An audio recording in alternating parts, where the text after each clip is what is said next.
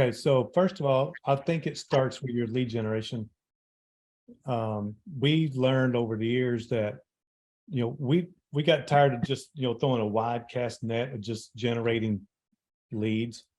And ISAs were chasing down a lot of looky-loos and, whatever, people who are never going to give us an example of what that might be. Like what kind of lead generation system was giving you heartburn?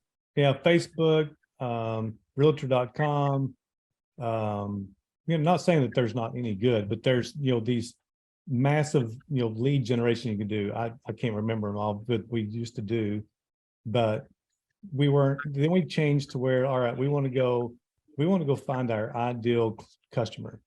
And that's somebody, it's a buyer who has a house to sell, or somebody who has a house to sell. That's all we focus on. That's, because everything else is, for me, is if you have the listings, which we currently have 145 listings in this marketplace, and we're outpacing the market on listings. So we're taking market share. So I think if you have the listings, you'll get the buyers if you know how to leverage your listings. So I think it starts there. So you have your ISAs focused on people who want to do something, most likely going to do something in 3 to 6 months, even up to a year. That's fine. But so my team's really good on follow-up, and they have the systems and everything to do so. Yep. I think you guys, the starting point is your profit model. Mm-hmm. Like how much, like what's the optimum amount of money that needs to be made as a profit for your business, and then you have an ideal, and obviously you would violate that for growth mode. You would borrow money from your own business to sink it right back into it to try to grow it, for example. You know what I mean? So I don't see anything wrong with that, but you still got to have a model, a profit model on it. So I think everything starts there personally. And so if I was going to try to improve my inside sales agent department, that would be the first thing I would look at. I wouldn't necessarily look at the leads first, Wally. I would look at the profit model, like you said, because your labor cost is getting higher, right? Mm-hmm. And I don't think that's a secret for anybody here. Of course, we're going to have to pay more people. We're going to have to pay people more money than you're paying them now to get really good people. So that's obviously going to have an impact on your net income unless we make some adjustments with how it works.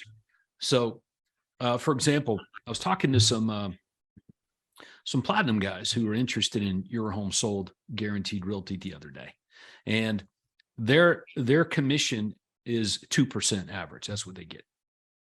And there's just 2 of them. They got 1 admin. And I'm like, yeah, dude, it's not going to work. You don't make enough money per transaction to even have a payroll, let alone invest in marketing and stuff like that. Like, you got to fix that right now. And they were just beside themselves. Well, that's all we can get in this marketplace. And I was like, well, then I guess you're stuck there until you figure that one out. Right. Like, you shouldn't have to talk somebody into like readjusting their profit model. So, so I think that would be the starting point. You know what I'm saying, Tracy? Like in terms of your overall profit first model. So we got to decide on that. Like, what's the minimum acceptable profit model that you want to run? To me, it's 20 to 30%. Okay. Like, you need to be in that range. 25, 30% is an ideal. But it depends on, kind of how you structure some of these numbers. I give you an example on that. I was talking to the other, I was looking at Hal. I think it was Hal here in New York. We were going through a P&L review. And I thought everything looked pretty good. It's just a couple of things that were out of whack. But, for example, he had all of his travel. He's traveling all over the world, going to these conferences, trying to, figure out everything he can about it. So he's got all that plugged in there. And I'm like, yeah, dude, that's not in the profit model.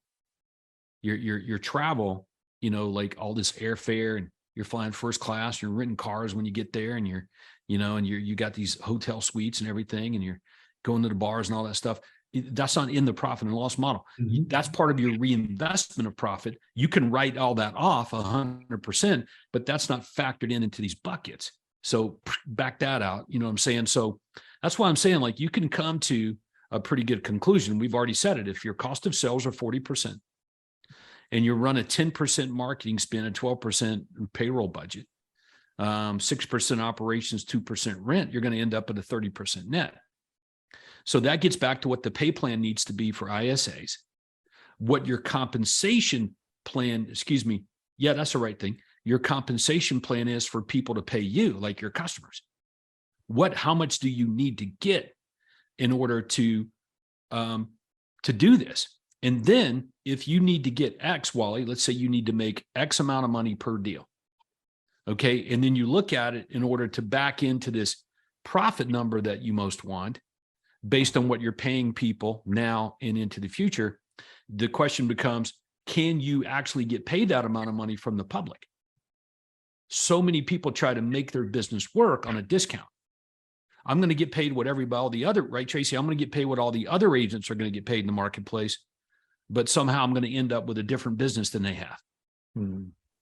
You know, I'm going to have a payroll, I'm going to have marketing, I'm going to have infrastructure, I'm going to have investments in R&D, but somehow I'm going to end up becoming a multimillionaire agent when they can't do it, and you're getting paid the same amount of money they can. It's just not possible. But that's where it starts. What does the profit model need to be? You reverse engineer that all the way down to what the compensation needs to be to you per transaction in order for the payroll to get in line, first of all. And what do the metrics need to be for the inside sales agent?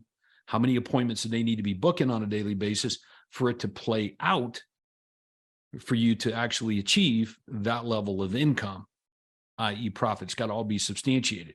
So it's just a system in the reality of things. And let's say that Wally, we're pretty spot on with it, that your inside sales agent needs to get, depending on your income structure. Well, let's look at Tracy's business. All right, Tracy, what do you make per transaction? Total income. Total income, we're averaging $11,700 per house we sell. That's commission. Okay, so $11,700. Now, does that include your commission, transaction fee, any retainers, upfront money? No, that's just straight out commission. Okay. Well, if you add all of it together, you're looking probably around 12.5. That's what I'm looking for. Okay. Your total income per sale. 12.5. Yeah. Okay. Well, that's the number. So he's got this number of 12.5. So he's got 12.5. He wants to run 30% net income model, Wally, hypothetically. So now it's pretty easy to see what you can pay somebody and what they need to produce in order to get paid that. All right. Once you have that in place based on this model that we currently have.